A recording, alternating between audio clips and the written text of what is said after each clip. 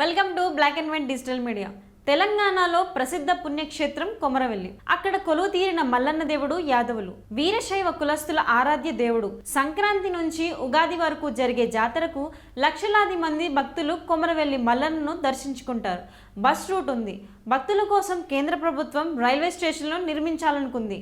నిర్మాణ పనులకు శంకుస్థాపన చేశారు. కేంద్ర మంత్రి కిషన్ రెడ్డి, ఎంపీ లక్ష్మణులతో పాటు మధ్యప్రదేశ్ సీఎం మోహన్ యాదవ్ కూడా హాజరయ్యారు. కొమరవెల్లికి మధ్యప్రదేశ్ సీఎంకు సంబంధం ఏమిటనేది చర్చనీయాంశంగా మారింది. కిషన్ రెడ్డి స్వయంగా కేంద్ర మంత్రి కదా, ఆయనే చేయకుండా మోహన్ యాదవ్ను పిలవడంలో ఏదో మతలబు ఉందని అనుకుంటున్నారంతా.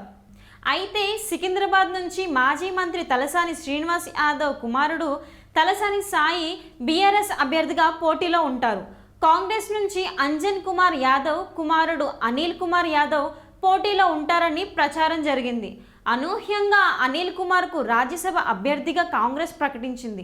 లోక్సభకు పోటీ చేసే అనిల్ కుమార్ను రాజ్యసభకు కాంగ్రెస్ పంపుతుండడం వెనుక ఏదో మతలబు ఉంది. బీజేపీకి తెలంగాణ కాంగ్రెస్ సహకరిస్తున్నదా?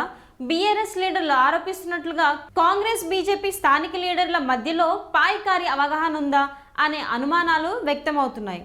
రాజకీయాల్లో ఏదైనా సాధ్యమే కదా. మరి మీరేమంటారు? మీ అభిప్రాయాల్ని కామెంట్స్ రూపంలో తెలియజేయండి.